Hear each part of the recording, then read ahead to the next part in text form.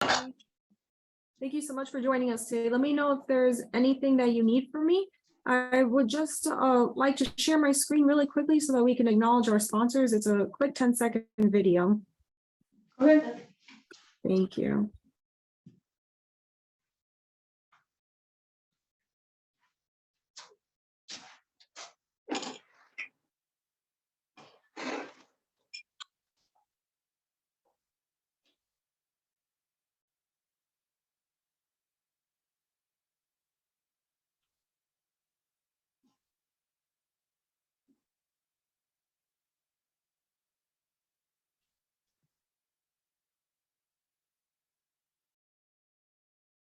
Alrighty, so thank you to Keelan and Jill for being here today. And I also think that Janani is over there in the background. So hi, Janani. Always and thank you so much for hosting the session today. If you need any help with the hookah or the chat or anything, just let me know. Thank you. How do I get to the share something? Okay.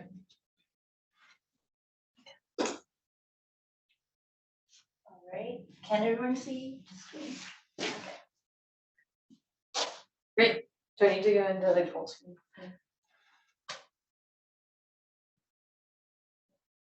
I think that's already max. Okay. Yeah. All right. Good morning or hello, everyone. My name is Jill Bilodeau. I'm a first-year PhD student in the microbiology program here at the University of Colorado, Denver. Yeah. And hi everyone, I'm Kewalin. I am a first-year PhD student in computational bioscience at the University of Colorado Anschutz Medical Campus. And today we are very happy to be here to introduce you guys to basic R programming. So Jill would take away the first part. She would introduce you to all you need to know before you get started using R and programming R. And I will take away the second part where I will introduce you how to like analyze your data and how to do basic visualization in R. So yeah, let's get started. Yeah, great. Yeah, so like Helen said, this is just an intro to R. So, briefly touch on some topics to help you get started programming in R. So firstly, why would we choose to learn R? One really good reason is that it's free. It's also really popular, which that helps, when you're trying to edit code and figure out problems. There's a lot of people using it because of its popularity.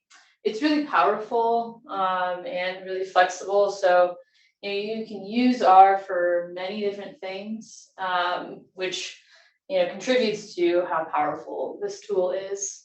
It's really well supported. So when you're writing code and you're developing a web app, let's say, it's really nice to be using a language that's really well supported, really well documented, and you can find help in many different areas. There's a lot of communities that you can use to ask questions, contribute to, learn from. So there's a lot of strengths and reasons for choosing R. R is also fun. It can be really fun. You can use it you can write an analysis and then have R play your favorite tune when it's done. You can also learn R through games such as Pac-Man. And that's a really good way to learn something, right? You want to keep it fun, you want to keep it light, and that keeps you coming back to it and learning and practicing. So that's also a really good reason to choose R and why learning R can be fun. So again, I just want to touch on the communities in R. There's such a wealth of knowledge and really helpful when starting out and later on.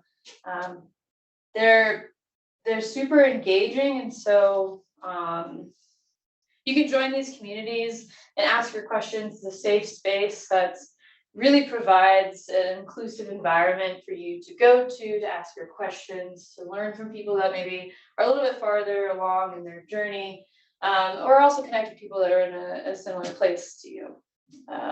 So these are just a few examples of communities that you can join. A good way to join is through Twitter. However, Meetup is also really useful to find local communities. So you can go on Meetup and you can look for our communities to meet other people that are also programming and connect with them, learn what they're doing, learn some tips and tricks. And if we look here just in the bottom, we can see, just as an example, for our ladies community, there's 216 chapters across 61 countries with over 100,000 members. So again, like this is such a strong suit of our, there's so many people across so many countries you can learn from, and it's a really good resource, and I highly recommend that you use it. So something important for you to understand when starting this journey is to know that you're going to go through stages of R.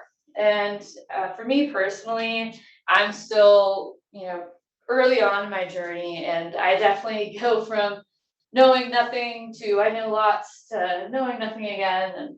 And just know that, with any language, whether it be a programming language or English or Spanish or something, it takes consistency and practice and community to really hone in these skills and become fluent in this language.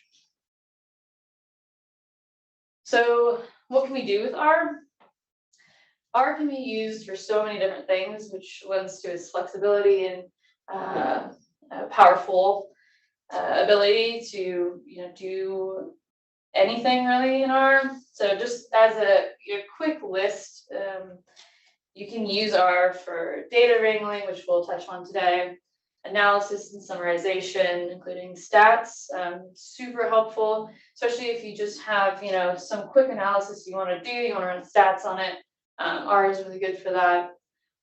You can perform reproducible research. You can even write your thesis in R. You can develop web apps, web pages, blogs, and so many other things. You can generate or make presentations in R, which is actually how this this presentation was made. Okay, so now we're just going to jump into some of the basics here. We're really just giving a brief introduction into some of the foundations of R that will really help you learn and continue to grow your skills. And you don't need any prior knowledge to follow along or any other programming experience to understand what we're going to be talking about today. So first steps, which are probably obvious, the first thing you need to do is install R on your computer. And then you're going to want to install an IDE. This is an environment that allows you to see everything all in one place, which is really, really helpful for efficient code writing and programming. I currently use RStudio, but I've used PyCharm before, which is just another IDE. There's many IDEs out there. It's really just down to preference, but again, RStudio has a good support group, and it's really intuitive and easy to use. Next, you'll want to install Tidyverse and Gapminder. These are two packages that we'll be touching on today. Tidyverse is a suite of packages that is extremely useful for data wrangling, visualization, analysis. And so I highly recommend becoming very familiar with Tidyverse and all the things that it can do for you. Gapminder is just a publicly available data set that we're going to use today to explore how to use Tidyverse. So now that we have R installed and we have installed our packages, we can import our data. And so to do that, you want to load tidyverse. So what I mean by that is in your environment, using this function called library, you can take an installed package and load it into your current working environment, which allows you then to access all of the packages within tidyverse inside your working environment. And so you can import data, many different types of data with very simple commands, such as read CSV, which just imports a certain type of comma separated value file. You can bring in text files, you can bring in Excel files, and it's just a really, tidyverse allows you to do this in a very intuitive way, and it's very easy to read. So this is how you want to import your data. A little bit of an overview of Gapminder. So this is a health versus income data set across multiple different countries and across many years. And this is just a very simple data set that we can use to practice our skills in visualizing our data, plotting our data, and tidying our data. So one of the first things that you're gonna do when you after importing your data is you wanna look at your data. And so this is a data frame, and more specifically, this is a tibble. And so what tidyverse does is it puts your data into a certain very structured data frame, and it's consistent. And so we'll touch on this a little bit later and why that's important, but this step is essential for downstream analysis. You really want to take time to explore your data, get to know your data, understand if there's zeros, what do those mean? If there's NAs, do those need to be converted to zeros, or does that row need to be completely dropped? And questions like that you're going to want to know what your data looks like before setting up your downstream analysis. And so here in this table, we can see that the columns are variables and our rows are observations. So for this data set, we have country, continent, year, life expectancy, population, and GDP per capita. There are other ways to look at your data. This is just a snapshot of the first 10 rows, but below are some other commands you can call, and you can look at the structure, you can look at the top rows like we are doing here, or you can get like an info dense summary of your data. You can also check, the dimensions of your data. You can you can use lots of commands to get an idea of what does your data look like, what's in it, and how can you use it downstream. So this is a little bit hard to look at, hard to read, but to address that, we can use other functions like cable to generate a table that's a little bit easier on the eyes, right? So we can use R to format our data table or table frame in a way that we can really explore it in an easier way. And so this is just another snapshot of what this might look like if you wanted to generate this type of table. But let's say you wanted to look at all of your data. We can generate a paged table using R. And this is really, really nice. Maybe not so much for this particular data set, but let's say, you had something that was only a couple hundred rows, and a paged table would allow you to then systematically go through and look at your data and really get familiar with what it looks like in a very nice format. So, this is interactive. We can page through here. We won't go through all of it, but it's a really nice way too. If you're generating a report, this is a great way to show your data frame. You can also go one step further and make a dynamic table. Again, this is really, really useful, not only for yourself to get to know your data set, but for other people that might be, reading your report, and you can come here like, oh, I want to look at 10 entries or 10 rows per page. I can't see this. You can also search, create something where a table that you can search through. So let's say that. Now we're only looking at rows that correspond to the country India and the first 10 rows. So it's a very useful table to generate, especially if you are giving a report to someone. And so, just in this very beginning, we talked a little bit about the community and strong suits of GARD and why you might want to learn it, but also the importance of viewing your data, exploring it, and different ways to do that. And next, we're going to go into, kind of a bit more of the meat here, so tidyverse and visualizing and plotting our data. And with that, I'll hand it over to Evelyn. Thank you, Jill. So the next important thing after we have our data is to tidy your data. So what do I mean by tidy data? If you think of this like in general, in our real world, we have a lot of data and they just like arrange in their ways and can be super messy. You can look at this cartoon over here that like we have a lot of type of data and they just all look different. So when we want to analyze our data or do something with it, one important thing is that we need to tidy our data first.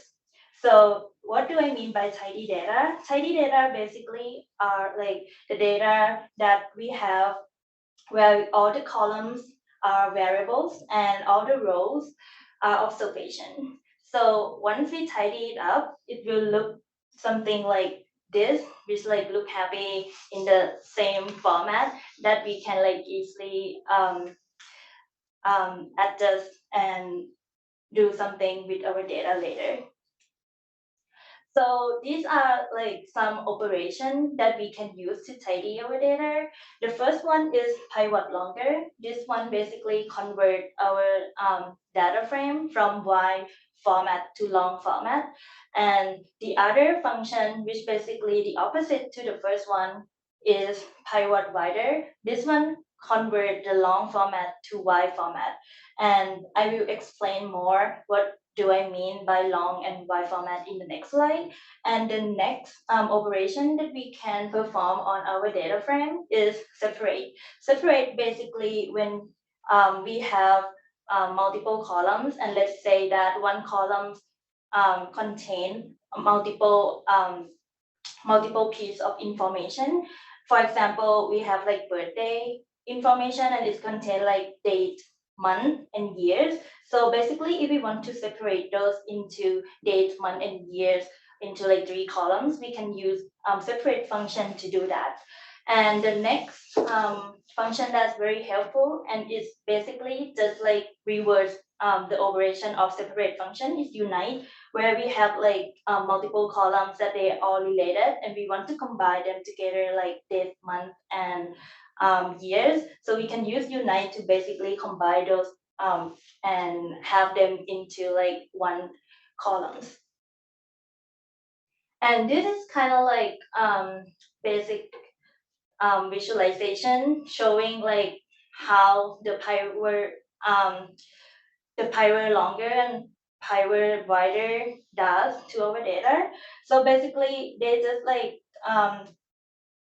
so long format basically are like the format that we can have like multiple values on the rows, which is basically not unique. We can have like repeated values on the rows, but when we convert it to wide format, basically every single row would be super unique. So we don't have like any repeated values. And then we can use the pivot longer and pivot wider to convert them to like back and forth between the wide and long format. And the next thing that we can do once we have our data tidy is that we want to perform some operation to make our data the way that we want it to be easier to like visualize and do some data analysis. And this step we call it ranking your data.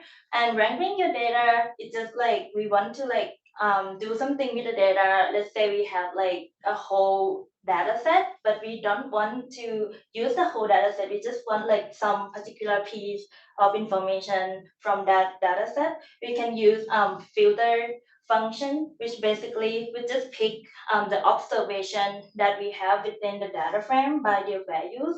And this one basically it would select the rows that we want by specifying the values that we want in like in the data frame. And then another one that we can use to rank our data is select. Select function basically does the same thing as the filter, but instead of filtering everything by rows, this one would allow you to select the columns that you want out of that data frames. And the next one is mutate function.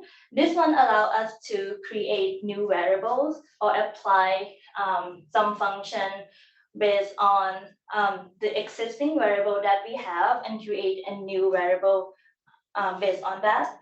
And this one is super like convenient. For example, if you want to calculate something like some row number, some columns number 1 and number 2, you can just use mutate to let's say, okay, I'm going to create another column where I'm going to sum the values in column 1 and column 2 together, and let's call the new columns like sum, and then we would have like a new columns and also maintain the original columns that we have. And this one is like kind of opposite to the transmute function, where we kind of like do the same thing as using mutate function, but this one is not going to like keep the original data for you. It just create a new one and then remove the original one. And the next one that we can use to rank our data is arrange. Arrange function, as the name suggests, is that we use it to basically reorder the rows. For example, if you have patient information in a data frame, and then we also have the age of our patients, and then we want to sort the data by the age, we can use this arrange function to basically sort the data by the age. Let's say like from older to younger or whatever that you want to arrange the data. And then the next function is very cool. This one is summarize function. Summarize function is super helpful when you want to perform some statistic on your data. Let's say that you want to calculate mean, median, or other statistic operation on your data, you can use summarize to basically do that for you. And then group by is like a function that help you facilitate the summarize function. It help you to group the variable that you want and have more organized data before you apply the summarize function. And this is kind of like the static demo, like how do we actually use the filter function. So the filter function, as I mentioned before, that is a very helpful function that help us just like take some part of our data the way that it's convenient for us to analyze. So basically, the piece of information that we need to put into this function, we need to specify what the data that we're gonna filter. And then the next operation is that we're gonna tell the program, okay, now we have this data and we just want some part of the data frame where the type is equal to author and the size is equal to bay. So basically the final resulting data frame would be the data frame that contain the type is equal to author and size equal to bay. So basically just like apply some condition to filter your data. And then the next slide, this one is just some examples. How do we rank our data using filter, and how do we write like different so we have different way to write code and use the filter function. So the first one is that we just use the filter function. We put in our data that we want to filter, and then we specify what years that we want to get out of that data. We also can do the same thing using pipe operation right here. So what do I mean by pipe? So pipe is just an operator in R that we can use, and it mean then. So basically, if we have pipe, it means that we gonna do something with the data, and then the result out of that first operation is going to be used in the next operation after the pipe. So let's look at the example. The first example here is that we want to work with gapminder data that we have, and we want to basically filter the data by years equal to 1962. So it's saying, okay, we have our data, and then we're gonna filter the data by the years. And the next example is also for the pipe operator. This one is quite like more advanced, where we also use the same operator, but instead of having the single condition for filter, we specify more condition for the filter. So it can be used to filter not just by years, but also we can specify something else that we want in specific. For example, in this case, we specify the country to China. And then this slide basically just showing the result of our code from the previous slide.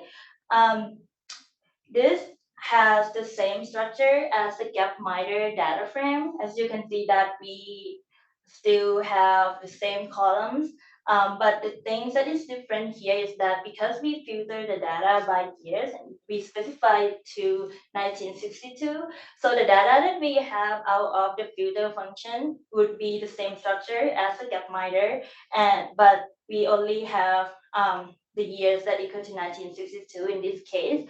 And then this one in the bottoms is the result from this code that we specify years equal to 2002 and country equal to China. So basically just pick up one row of data where we have country is China and years equal to 2002. And one cool thing that I really like about R is that we can also write math operation using R, and it's very like convenient. You can basically do this in R Markdown. You can just like install the R Markdown package and open the R Markdown features, and then start writing. For example, you can like write your manuscript or any report, and if you have like any math expression that you want to write, you can just like type double dollar signs at the beginning, and then end that with also double dollar signs. And this is just like a very basic example. So it would have like some specific symbol that you need to learn. So for example, in this case, the underscore it basically just mean the subscript letter, like here. Okay. And then if you want to check out more how Riddle manuscript written using Markdown look like, you can go to this link. Basically, this one is my own manuscript that I wrote like a year or two ago, and it's the first time that I use Markdown to write a manuscript, and it's super cool. If you're interested, you can go check it out. And after we have our data tidy, we rank the data. So we have the data that we want to visualize. You can visualize your data using a very basic function from tidyverse package. This one is super popular. It's called ggplot, and ggplot can do very like a lot of like so many type of visualization for you. And there are three components for this function. when you visualize your data in R. The first part is to specify your data. What is the data that you want to visualize? The second part is what kind of information that you want to visualize or look at. So in this case, we are specifying the axis, basically saying X would be GDP per capita, and then Y we would look at how life expectancy changed respected to the X variable, and we specify size equal to the size of the population, and color, in this case, we use the color to represent country. And then the third component of this visualization code is you need to also tell the program that what kind of plot that you want it to generate. In this case, we are using geom points. Basically, it would generate scatter plot for you. And the plus sign basically just saying, okay, we're gonna start with this data, using this information to visualize the data, and we're gonna end with what kind of plot that we want to generate. And this is like just the result from this code. So basically you can see that we have everything as we specify into the function. We have the x-axis at the GDP per capita, and then the life expectancy that change over the change of the x variable in this case. But we can do something better than this. Although this one is kind of like helpful because we kind of know how the x variable correlates with the y variable, but you know that over data we have other information that we can use to visualize this better.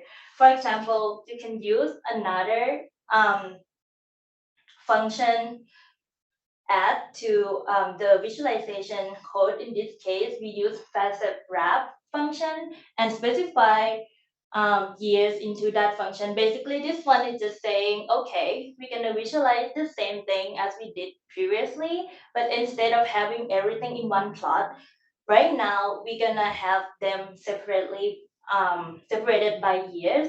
So this one is like super helpful compared to the other one in the case that you want to see changes over time of your data. So we have like from 1952 to 2007, and yeah, you can see like the change over the years, which is very cool. If you have something that you want to look at the changes, and this facets wrap could be a great option for your visualization. And then the next thing that you can do when you visualize your data, you can also group something like differently. Like previously, we group all our data separated by years, but in this case, instead of by years, we're gonna look at our data, but focus on the information separated by each continent. And we can also do something more with our plot. Inside the geom point where we create a scatter plot, we can also specify like the alpha. Basically, it's like how dark or light the point you want on your plot, and you can also select whether to show the legend. You can also like scale the color of the points.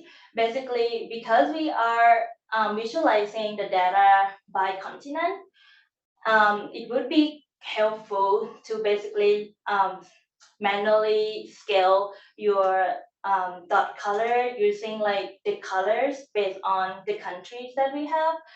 And I can show you later like how it looks out of this code.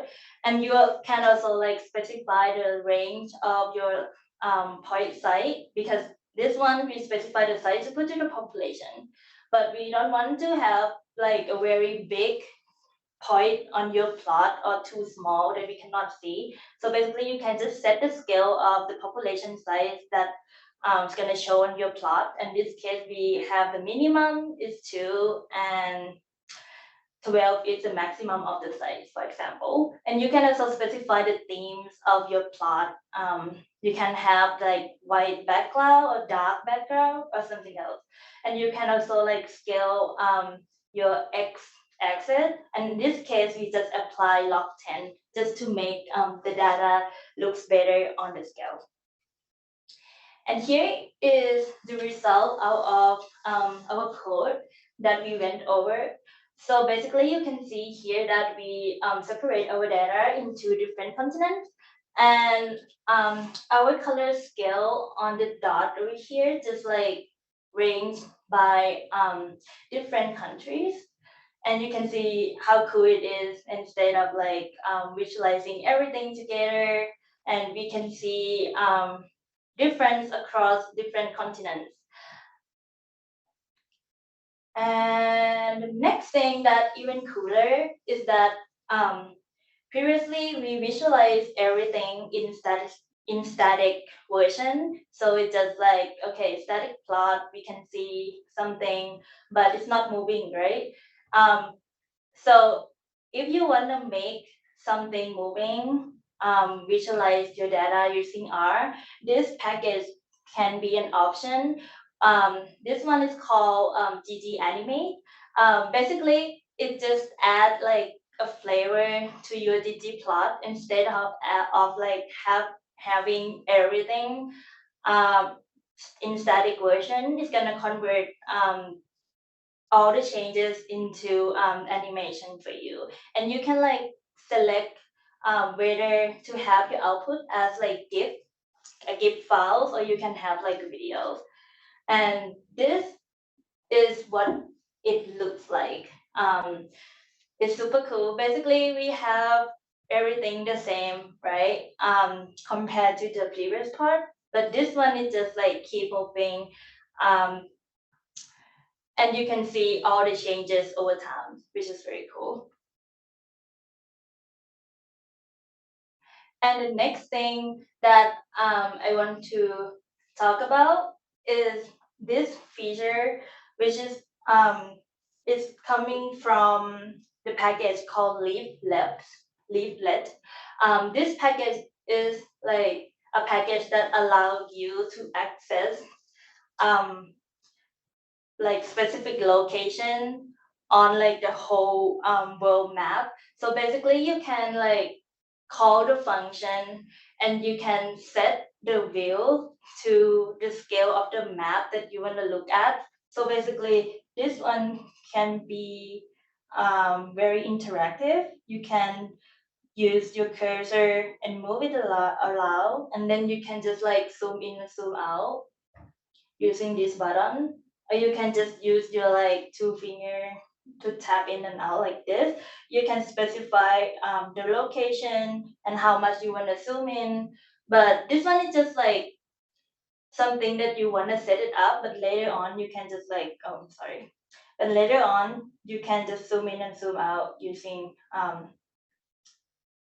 the cursor. Okay, so next slide.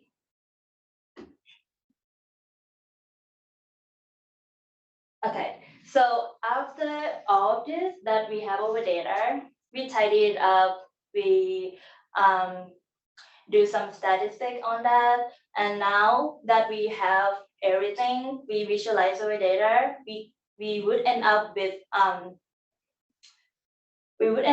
like a plot object where you can basically export that plot object into real like image that you can use that for your report or your presentation. So how are we going to save our data from that point? So basically the first thing that we need is that we need to specify the name of the files that you're gonna save. In this case, we're gonna call it statistic.plot.png, and then you also need to specify what directory that you want to save your data to. And then you can use basic function called ggsave, which again, this one is from the tidyverse package. So we need to know the file's name. This one is the plot object, where we created like earlier. And then we can specify what format that you want to export the data, and then specify the path that you want to save the data to. And lastly, you can specify your resolution of the image that you want. And yeah, programming is fun, and I can tell you this based on my experience. I love programming so much, and I struggle with it a lot. So one thing that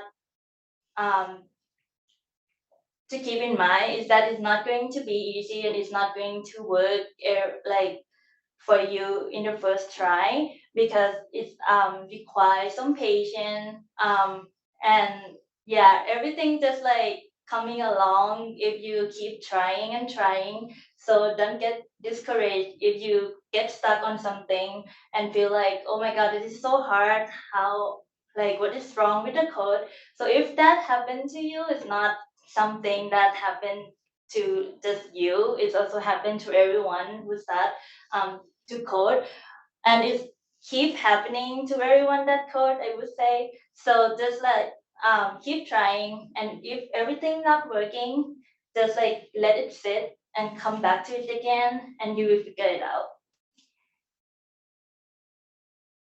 And this is kind of like to summarize what the summary is like on what we can do more with R. So R is fun. It's not just a programming language where we can code and do something complicated like with research. We can do it something else, like so much more with R. For example, you can draft your own manuscript using R. And this is just like the link to my own manuscript that I wrote like 2 years ago.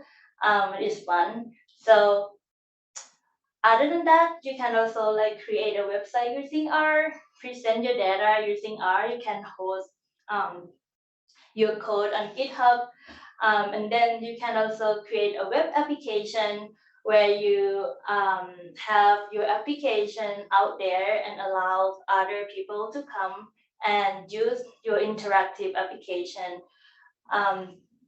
You can write your thesis or ebook using R also. And lastly, if you want to learn more about R, I would like to invite you to this super helpful resources. We host all of the previous materials from our R-Ladies is Lansing chapter workshop here in this GitHub repository. So if you would like to learn more about something like specific to some topic, you can just go into this repository and pick up something and learn, and it could be fun. And lastly, I would like to thank GARD 2023 for the opportunities for us to give a talk today, Chelsea for organizing and facilitating. And this content is created originally by Dr. Janani Ravi. The slide created using the R package called Extravagance, built with remark.js, it R and R Markdown packages. And it would not have been that fun without the cartoon from Edison Hall. So thank you, Edison. Also, Tidy Words gift by Eric Edinburgh. And I would like to thank you, Derek Lab and Krishna Lab for the original content, and then all the organization that we have been part of so far, and it's like they are all part of the thing that help everything to happen today. And also, if you have any questions, just don't hesitate to contact us.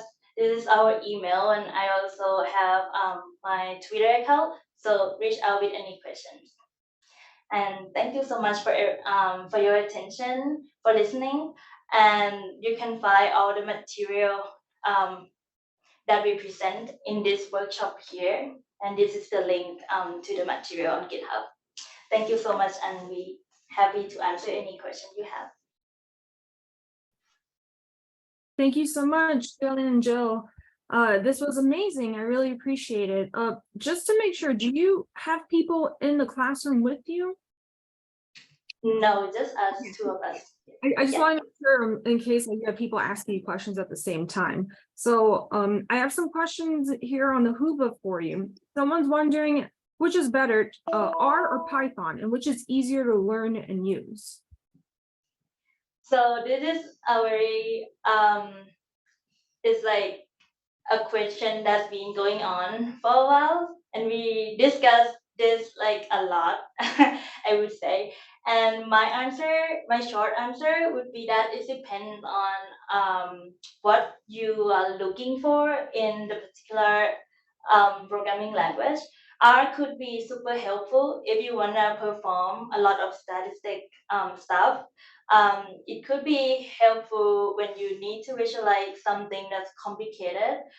Um, in case that you want to do some specific analysis, Python could be better in the sense of machine learning or some other techniques that you want to perform. But I would say that this day, Python and R, they kind of like try to merge all the features together. So kind of like complement each other over and over. So last like I think like last year or 2 years ago, we had like a new package in R that basically can do some machine learning stuff for you. And in Python, they also um have some libraries that can do like better visualization. For example, like Seaborn package. If anyone have heard about that, it's super cool package in Python where you can like visualize fancy plot in Python. And I would say that it's up to you. It's more about your preference and what you more comfortable with, I would say. So if I get started on the programming, I would say I would try to explore both of them and see what works best for me. So yeah. Yeah, thanks. There's another question over here. I hope I say this correctly. Is there a relationship between stat A or stata and R in terms of the commands used in those two softwares? I'm not so sure. Like, is that like package or something? It's spelled STATA. So I don't know if I'm saying it wrong or Ah, I am not so sure because I haven't used those packages before. So I would recommend that you can always check um, like differences between any packages or function by typing like question mark and then followed by the name of the package or the function that you want to look into. So that can be done in R, and you can just type like question mark sign and then followed by what you want to look into specifically, and it will pop up everything for you, basically like the arguments and how that function is going to perform on your data and such. So yeah, that would be my recommendation to that because I don't have experience using that package or function.